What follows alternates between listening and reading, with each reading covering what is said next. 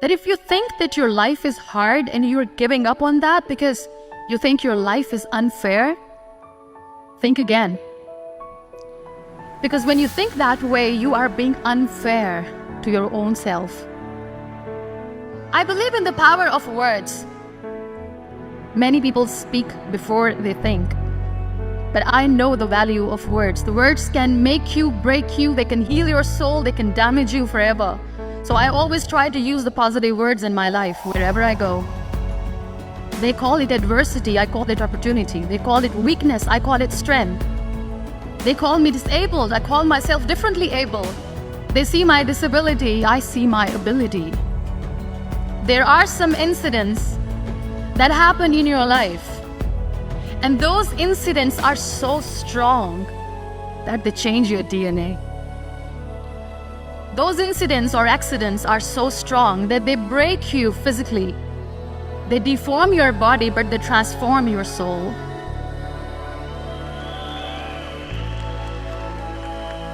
I was 18 years old when I got married.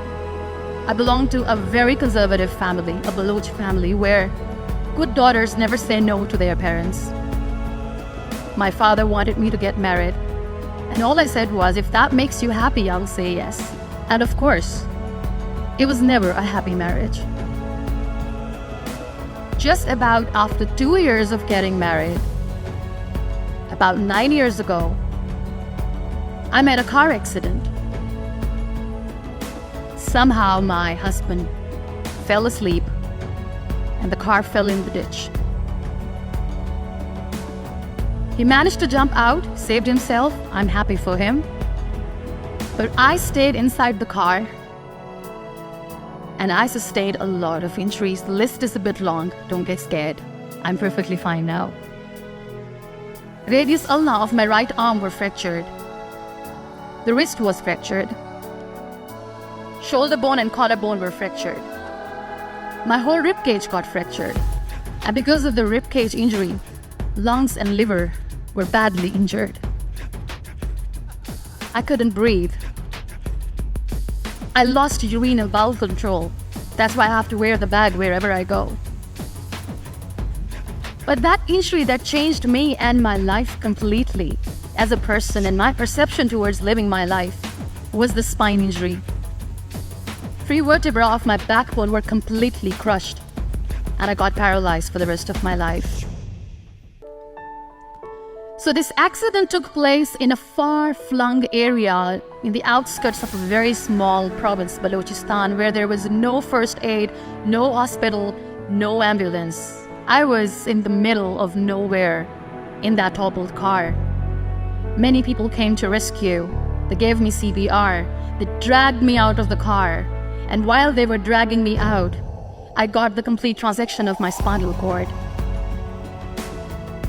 And now there was this debate going on. Should we keep it here? She's going to die. Where should we go? There is no ambulance. There was this 4-wheeler Jeep standing in the corner of the street. They said, put her in the back of the Jeep and take her to the hospital, which is 3 hours away from this place. And I still remember that bumpy ride. I was all broken. They threw me at the back of the Jeep and they rushed me to the hospital. That is where I realized that my half body was fractured and half was paralyzed. I finally ended up in a hospital where I stayed for 2.5 months. I underwent multiple surgeries. Doctors have put a lot of titanium in my arm. There's a lot of titanium at my back to fix my back. That's why people in Pakistan call me the Iron Lady of Pakistan. There are always turning points in your life. There was a rebirth day that I celebrated. After 2 years and 2.5 months, when I was able to sit on a wheelchair, that was the day when I had the rebirth. I was a completely different person. I still remember the day I sat on the wheelchair for the first time, knowing that I'm never going to leave this, knowing that I won't be able to walk for the rest of my life. I saw myself in the mirror and I talked to myself. And I still remember what I said. I cannot wait for a miracle to come and make me walk. I cannot sit in the corner of the room crying, cribbing and begging for mercy because nobody has time. So I have to accept myself the way I am. The sooner the better. So I applied the lip color for the first time. And I erased it. And I cried. And I said, what am I doing? A person on a wheelchair should not do this. What will people say? Clean it up. Put it again. This time I put it for myself. Because I wanted to feel perfect from within. And that day I decided that I'm going to live life for myself. I am not going to be that perfect person for someone. I am just going to take this moment and I will make it perfect for myself. And you know how it all began? That day I decided that I'm going to fight my fears. We all have fears. Fear of unknown, fear of known, fear of losing people, fear of losing health, money. We want to excel in career, we want to become famous, we want to get money. We are scared all the time. So I wrote down one by one all those fears. And I decided that I'm going to overcome these fears one at a time. You know what was my biggest fear? Divorce. I couldn't stand this word. I was trying to cling on to this person who didn't want me anymore, but I said no. I have to make it work.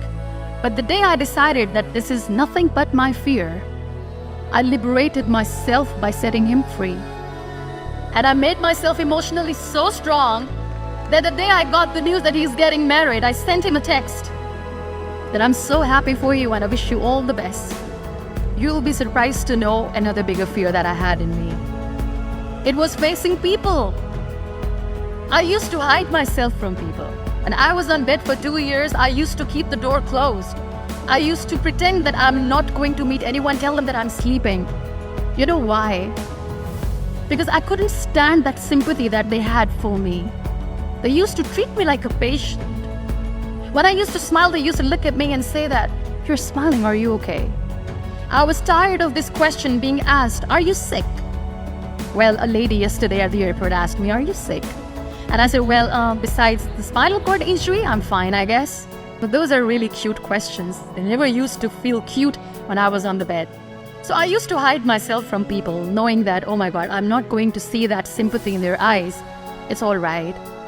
And today I'm here speaking to all these amazing people because I have overcome the fear. Last but not least, the woman who made me realize that heroes have no gender. The woman who believed in me even when I was completely at the verge of despair, where everybody left, she was there. And every time I looked at her, without saying anything, she used to look at me and said, "This too shall pass. God has a bigger plan. And one day you will say that, oh my God, that is why God has chosen me." She never cried in front of me. She's always said that there will be haters, there will be naysayers, there will be disbelievers, and then there will be you proving them wrong. My mother.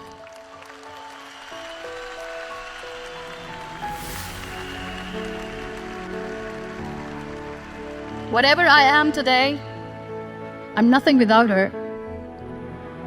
I'm nothing without her.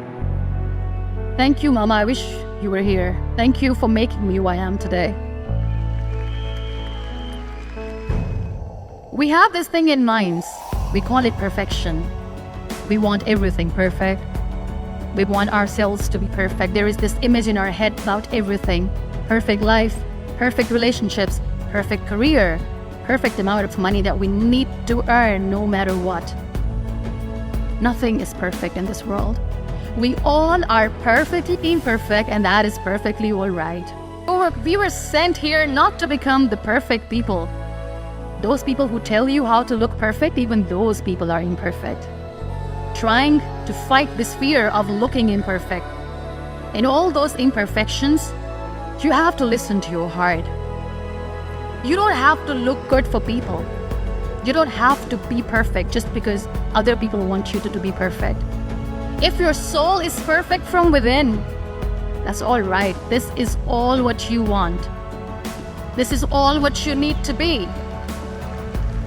Our society has made very weird kind of norms to look perfect and great. For men, it's different. For women, it's different. We think too much about what people say. We listen to ourselves too little. You know what makes you perfect? When you make someone smile. You know what makes you perfect? When you try to do something good for the people around you. You know what makes you perfect? When you feel someone's pain. And how beautiful pain is that it connects you with people. No other medium can connect you with others but pain. That's why I always say that I'm in pain, and that's a blessing in disguise for me. Every time I go in public, I always smile. It's always a big toothy smile on my face, and people ask me, don't you get tired of smiling all the time? What's the secret? I always say one thing, that I have stopped worrying about the things that I have lost, the people that I have lost. Things and people who were meant to be with me are with me. And sometimes, somebody's absence makes you a better person. Cherish their absence. It's always a blessing in disguise. I always say that people are so lucky they don't even realize. You must be thinking, okay, you're lucky in what sense? Well, the breath that you just took was a blessing. Embrace it. There are so many people in the world who are dreaming to live a life that you are living right now. You have no idea. Embrace each and every breath that you are taking. Celebrate your life. Live it. Don't die before your death. We all die. We live this one routine of a day for 75 years and we call it life. No, that's not life. If you're still thinking why you have been sent here, if you're still juggling with the concept of why you are here, you haven't lived yet. You work hard, you make money, you do it for yourself. That's not life. You go out, you seek for people who need your help, you make their lives better. You become that sponge which can absorb all the negativity, and you become that person who can emit beautiful positive vibes. And when you realize that you have changed someone's life, and because of you, this person didn't give up, that is the day when you live. We were talking about gratitude, why I smile all the time. I cry all night when nobody sees me, because I'm a human and I have to keep the balance. And I smile all day because I know that if I will smile, I can make people smile. That keeps me going. Be grateful for what you have, and you will always end up having more. But if you'll cry and if you'll crib for the little things that you don't have or the things that you have lost, you will never ever have enough. Sometimes we are too busy thinking about the things that we don't have that we forget to cherish the blessings that we have. I'm not saying that I'm not healthy and that makes me unlucky, but yes, it is hard. It is hard when I say that I cannot walk. It is hard to say when I wear this bag. It hurts. But I have to keep going, because never giving up is the way to live. Always live your life fully. Accept yourself the way you are. Be kind to yourself. Be kind to yourself. I'll repeat, be kind to yourself, and only then you can be kind to others. Love yourself and spread that love. Life will be hard. There will be turmoils, there will be trials, but that will only make you stronger. Never give up. The real happiness doesn't lie in money, success, or fame. I have this all, I never wanted this. Real happiness lies in gratitude. So be grateful, be alive, and live every moment.